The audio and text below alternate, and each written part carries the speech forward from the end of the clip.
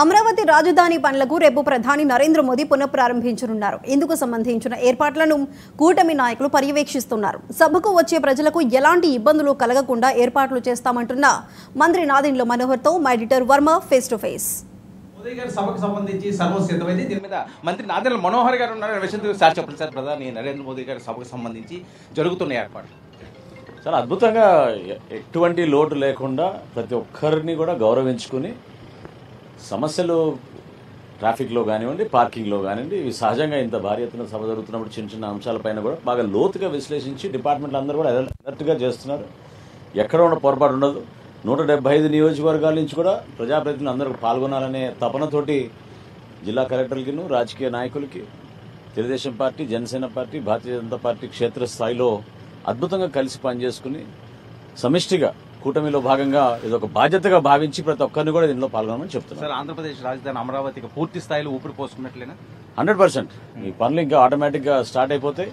ఎక్కడ ఎటువంటి లోటు లేకుండా దాదాపు ప్రధానమంత్రి గారి చేతుల మీదుగా 50,000 కోట్ల రూపాయలతోటి మనం పనులు ప్రారంభిస్తున్నాం. ఓవరాల్గా చూస్తే దాదాపు 1,00,000 కోట్ల రూపాయలతోటి పనులు ప్రారంభించే ఏర్పాటు చేశాం.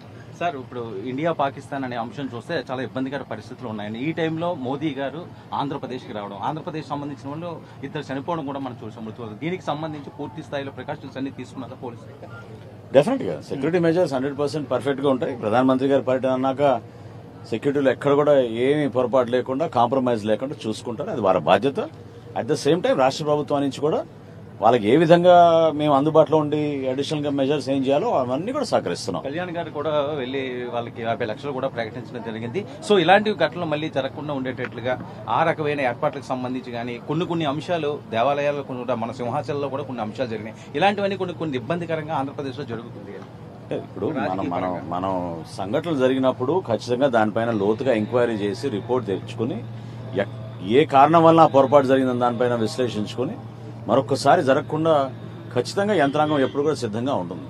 అందులో భాగంగానే మొన్న కశ్మీర్లో జరిగిన సంఘటన తర్వాత మసూదన్ గారి కుటుంబంతో ఇంటరాక్ట్ అయినప్పుడు పవన్ కళ్యాణ్ గారికి వచ్చిన ఆ ఇన్ఫర్మేషన్ అవన్నీ బేస్ చేసుకునే మేమందరం కూడా కోరింది అదే. ఆమె కూడా పాపం మసూదన్ గారి భార్య కూడా అదే కోరారు. రాష్ట్ర వ్యాప్తంగా కాదు, దేశవ్యాప్తంగా కూడా ఎవరిపైన జరిగినా ఇదే విధంగా మేము బాధపడుతూ ఉంటాం. ప్రతి ఒక్కరిని మనం జాగ్రత్తగా కాపాడాలి. అది చూసుకోండి. మీరు గవర్నమెంట్ పరంగా మీరు దయచేసి అడిషనల్ గా ఏర్పాటు చేయాల్సిన సెక్యూరిటీ మెజర్స్ ఖచ్చితంగా చేయాలి. కేంద్ర ప్రభుత్వం తీసుకునే నిర్ణయాలకి ప్రతి దానికి ఈ రోజున నరేంద్ర మోడీ గారి నాయకత్వం మనందరం బలపరచాలి. అది మన బాధ్యత. దానికి జనసేన పార్టీ కూడా కట్టుబడి ఉంది. నాదెండ్ల మనోహర్ గారు ఈ రకంగా నరేంద్ర మోదీ సభకు సంబంధించి పూర్తి స్థాయిలో అన్ని ఏర్పాట్లు చేశామంటున్నారు. మరొక వైపు పాక్ ఇండియా ఉద్రిక్తల పరిస్థితుల నేపథ్యంలో మరింత జాగ్రత్త తీసుకుంటున్నారు. ఎటువంటి అవాంఛనీయ సంఘటనలకు తావు లేకుండా ఉండేట్లుగా పూర్తి భద్రతా బలగాల మధ్య రేపు నరేంద్ర మోదీ గారి సభ జరగనుంది. ప్రధాని మోదీ అమరావతి పర్యటనపై కాంగ్రెస్ ఏపీ అధ్యక్షురాలు వైఎస్ షర్మిల